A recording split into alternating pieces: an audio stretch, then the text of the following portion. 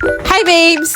This is a full glam transformation, perfect for a night out photo shoot or whenever you want to feel unreal. Starting with skincare, wash your face, then wipe with cloth, and adding a bit of moisturizing to make sure everything layers beautifully. If you want to keep your hair out of the way, put some headband. Contacts go in first. Always do this before applying any makeup. For the eyeshadow, I use palette from Daiso and Revlon. This color is perfect for my skin, but if you want to try some other color, make sure the first one you will apply is more lighter than the next one you will add later.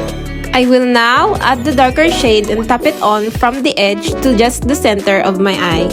Just do the same on the other side. My best part of this was adding some shimmer from Revlon shade.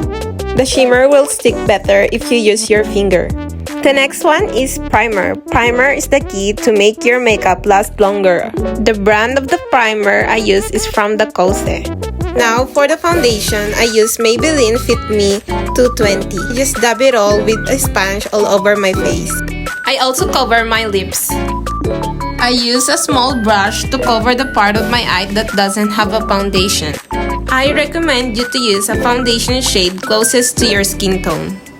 Now for the concealer, I'm brightening under the eye, nose, the center of the forehead, chin, and also my cheeks. I also put it some part of my face which has dark spots, pimple marks, and freckles.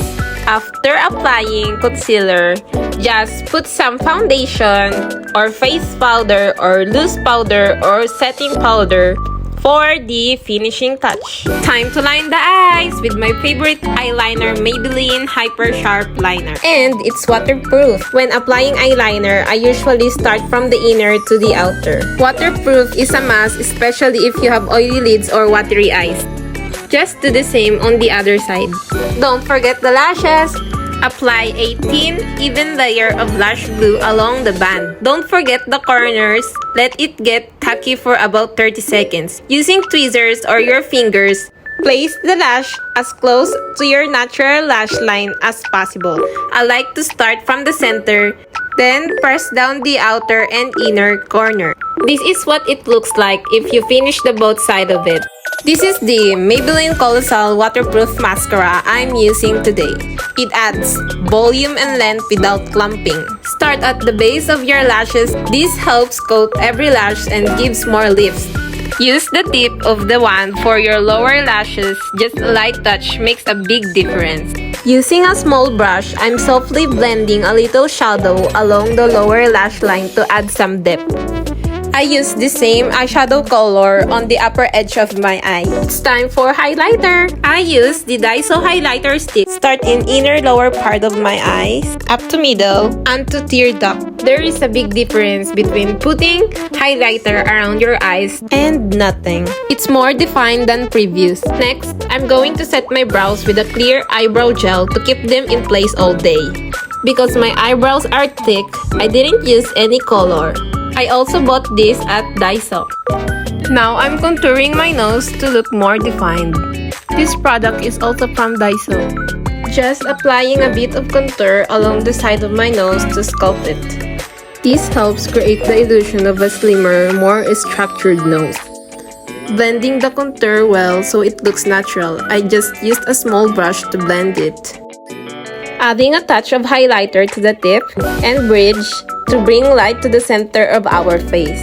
I prefer not to put some contour around my face. I also put highlighter on my chin for the extra glow. I'm highlighting the tops of my cheekbones to make them pop, and that radiant glow gives that soft, dewy finish we all love. For the blush on, I love to use my usual lipsticks from Rom&nd Zero Velvet Tint color, because it is very easy for me to apply it and I really love the color when blending it to my cheeks. It is also convenient because for me it's like 2-in-1 product. For the lipstick, I like to contour it first, or if you have lip liner, you can use it to draw the outer line to have more illusion effect in your lips. I also put around this part in the lower lips and around the center of my upper lips. For the middle part of my lips, I use the Rom&nd Zero Velvet Tint Lipstick. And lastly, I use the Rom&nd Glasting Color Gloss 06 Deepen Moor to cover in my whole lips. I add a little bit of highlight around the top corner of my lips. And voila! And that's the finished look! This is the final look of Full Glam Flawless and ready to slay. I hope you enjoyed this tutorial. If you did, don't forget to like, comment, and subscribe for more glam looks. Thank you so much for watching. I'll see you in the next one. Bye-bye! Mwah!